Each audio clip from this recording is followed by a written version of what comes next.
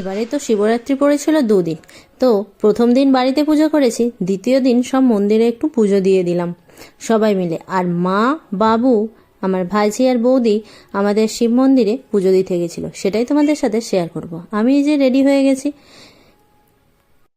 চলো তাহলে এখান থেকে ব্লগটা শুরু করি। ব্লগ না, গল্প বলাটা। আমি গিয়েছিলাম খালোর মায়ের কাছে পুজো দিতে। আর মা খালোর মায়ের কাছে শুধু না, আমাদের গ্রামের মায়ের মন্দিরেও পুজো দিয়ে দিয়েছিলাম, সেখানে আর ব্লগ করিনি। আর মা, বাবু আর মানুষ আগে গিয়ে শিব মন্দিরে লাইন দিয়ে দিয়েছিল।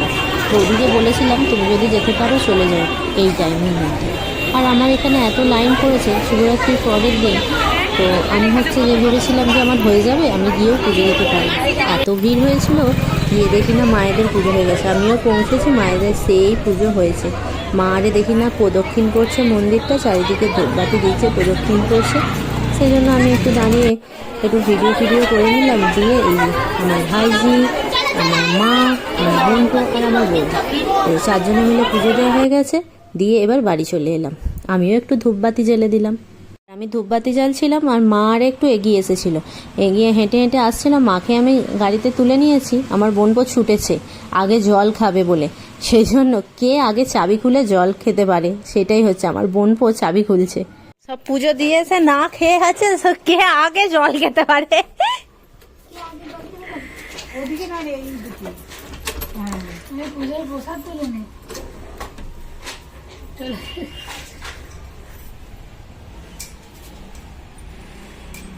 আর এইখানে আমি আছি। আমি বলি না, যদি ভেতরে ঢুকে যায় তাহলে বলবো যে মা আছে, আমার মা আছে। আমি কালীবাড়ি গেছিলাম বলে আমি জল ঢালতে পারলাম না। ও যেখানে হোক পুজো দিলেই হবে, এরকমই দেবো। আমার দিদি আর বাবু বাড়ি যাচ্ছিল, আমার ভাইজির পরের দিন পরীক্ষা। ভাইজিকে নিয়ে যাবে না বলে দেখে ওরম ভাবে কাঁদছে।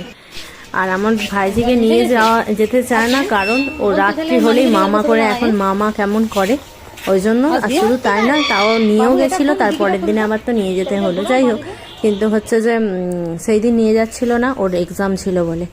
কিন্তু ও কীরকম করে, আমি এই যে পুকুর পাড়ে মা নিয়ে চলে এসেছে, আমি ওকে মানে ডাকতে গেছি, মা আর আমি বাগানে যাবো বলে, দেখো না কি বলছে।